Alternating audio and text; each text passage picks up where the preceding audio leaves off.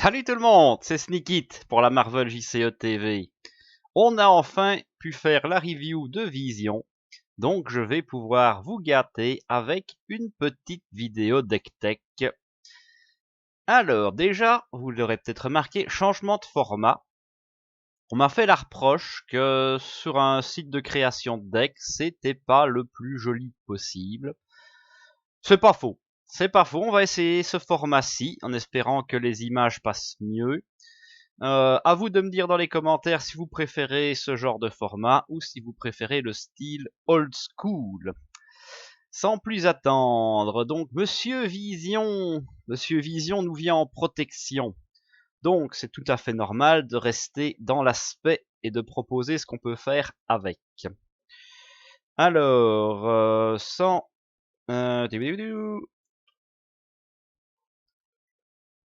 Donc vision de base, 2 de contre, 0 d'attaque, 0 de défense. Sur le principe, c'est pas le plus séduisant pour jouer la protection. Mais évidemment, dès qu'on passe sur notre forme... Allez, change de forme s'il te plaît. Voilà, sur notre forme dense, là tout de suite, 2 de défense, c'est tout de suite plus intéressant. Alors, on va évidemment aller chercher, on ne les présente plus, les ressources de base. C'est un deck qui a un certain coût, ce serait dommage de s'en priver. Et on va même aller rajouter nos 2 ressources de la protection. Toujours aussi une valeur sûre. Alors, en allié, on va aller chercher quelques petits alliés. On a les 2 tanks parfaits. C'est Cléa, le tank immortel. Dès qu'elle se fait buter, elle revient dans votre deck. Donc vous êtes sûr de la voir revenir incessamment sous peu. Et le petit nouveau de la bande, que j'aime aussi beaucoup, Victor Mancha, qui a le bon ton de rester en jeu assez longtemps pour faire son travail de tank, un peu comme Hulk en agression. Surtout si vous en occupez, si il s'occupe des sbires. Parce qu'avec ses 4 points de vie, sa réduction de dégâts de 1, il peut quand même rester assez longtemps sur table. Encore un autre nouveau, très sympathique, Jocasta.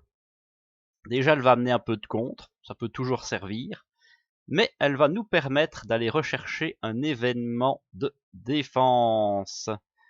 Et pour l'instant, l'événement qu'on joue est défiance. Alors pourquoi défiance? Déjà, parce que j'ai envie de l'essayer, c'est l'événement qu'on a dans le paquet, donc ce serait dommage de passer à côté. Et ça va parfaitement avec mon idée de partie derrière, donc je vais rester là-dessus. Bien entendu, c'est une carte qui est intéressante, mais vous pouvez sans problème la remplacer par autre chose en fonction des parties. Si vous savez qu'il n'y a pas des gros boosts ou d'effets de boost, faites-vous plaisir, mettez autre chose à la place. Un bon vieux ne jamais se retourner ou une défense parfaite ira parfaitement. Et Iron Fist, toujours un des meilleurs alliés qu'on puisse trouver, surtout en protection. Il tape comme un veau, et en plus il a le bon ton de sonner 2 fois. C'est déjà pas mal. Alors évidemment, Vision peut changer de forme de héros en alter ego, mais peut aussi changer de forme de danse à intangible. Donc c'est le coup parfait pour aller chercher obstination. Ça va nous permettre d'avoir des tenaces et de ne pas s'occuper de subir des dégâts. Dans la même optique, on va aller chercher du plaquage. Potentiellement un peu de dégâts, mais surtout un sonnet qui sera toujours de bon ton. Je pense qu'entre les sonnets de vision, des plaquages d'Iron Fist et les tenaces qu'on peut se gratter de temps en temps, normalement on ne devrait pas être trop en danger. On a bien sûr la réinitialisation. Vous jouez Vision, vous en mettez 3, vous ne vous posez même pas la question. C'est juste beaucoup trop fort. Vous pouvez vous redresser et soigner un dégât. Ça marche aussi sur Victor Mancha, sur Jocast et dans le doute sur Viviane. Donc franchement, mangez-en, c'est tout bon. Et toujours dans l'optique de redressement, comme on a la pierre solaire, gemme solaire, pardon, qui vous donne le trait aérien, on aurait tort de se priver de toujours sur ses gardes, un peu de contre toujours bon à prendre ça quand on est en protection, et une untap supplémentaire, ce qui fait que on pourrait potentiellement se détaper 6 fois en un tour. Faudrait le mana, ça c'est une autre question, mais on pourrait. Donc ici, l'idée c'est vraiment d'être solide, de temporiser, de ne pas vous faire défoncer, et puis d'abuser des magnifiques événements de vision qu'on ne présente plus. La frappe hyper dense vous permet de faire 5 dégâts en étant perçant, le faisceau solaire, voilà, de faire 7 dégâts ou de contrer à 5 selon vos bons plaisirs, on a du compte, on a tout ce qu'il faut, et si vous regardez bien, c'est un super pouvoir, celle-ci aussi, celle-ci aussi, c'est donc tout naturellement qu'on va aller se gâter avec une intense concentration pour avoir un petit peu d'économie, le tout à bas prix. Voilà, c'est ce qu'on attend de la protection. C'est solide, c'est fiable, ça va parfaitement bien avec Vision qui est lui-même extrêmement polyvalent. Je pense qu'on est sur un deck fort sympathique, il faudra tester ça. Sans plus attendre, nous allons passer à l'étape suivante, c'est-à-dire une deuxième présentation de deck, qui est celui que je joue actuellement. Et on va faire une petite transition. Et nous voilà de retour. Pour vous, ça n'aura pris que quelques secondes. Pour moi, comme un petit peu plus. Mais il faut ce qu'il faut. Donc ici, moi je vais vous proposer le Vision Justice Immortel. L'idée de base de ce deck, c'est de complètement laisser tomber l'aspect alter ego du jeu. Ça n'existe pas, vous n'y retournerez jamais. Ça implique de se passer de Viviane, en tout cas de ne pas s'amuser à jongler avec, donc la maison, c'est poubelle. Vous n'avez pas besoin de la poser, c'est une ressource, on s'en moque. Sauf si vous voulez la sortir de votre jeu, bien évidemment.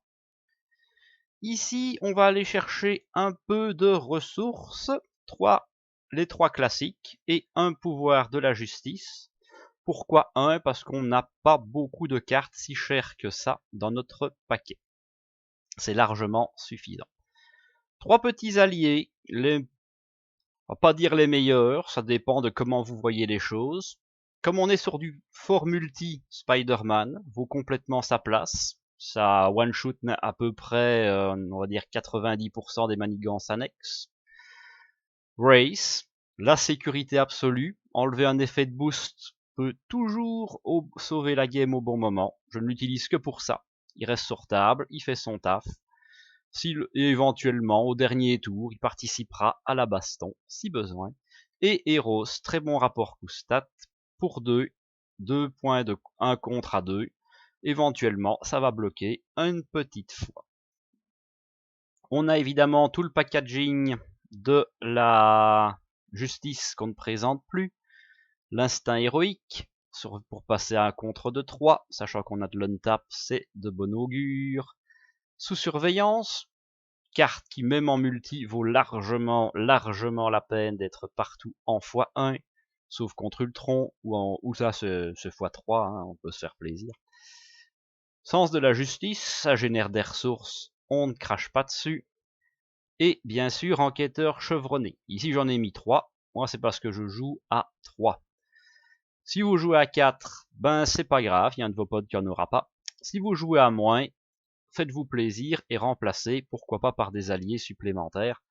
Si vous êtes notamment en solo, Quake et Wiccan font très bien l'affaire et vous protégeront les miches d'autant plus. Et bien sûr toujours l'intense concentration, vu que tous nos événements restent des super pouvoirs.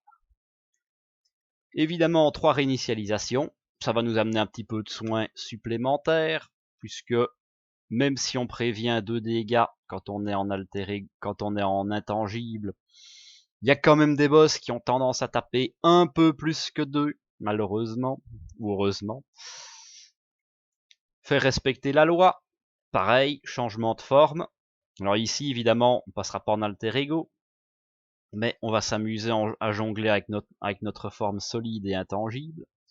Ça permet de contrer à 4 pour 1, c'est quand même un très très bon ratio. D'une manière ou d'une autre, de la pioche, gratuit, 3 cartes, on va chercher une manigance annexe. À part sur Crâne Rouge, c'est toujours intéressant, c'est même cheaté complètement sur certains ennemis, je pense notamment à Taskmaster. Et on a un petit soigner son entrée en x2 toujours, qui va nous permettre aussi de régénérer et éventuellement d'aller contrer à 4 voire à 5 avec notre héros au passage. Toujours aussi dans l'optique de ne jamais mourir. Et une carte là, 100% multi, solutionneur de problèmes. Notez que vous avez quand même ici 2 gardiens, 1, 2 et 2 Avengers, au cas où. Hein, on peut, si ça vous amuse, la sortir en solo, c'est faisable. C'est pas l'idée. Mais voilà, s'il y a beaucoup de manigances annexes en jeu, ne serait-ce que 2 manigances annexes plus la principale, cette carte vaut largement son pesant de cacahuètes.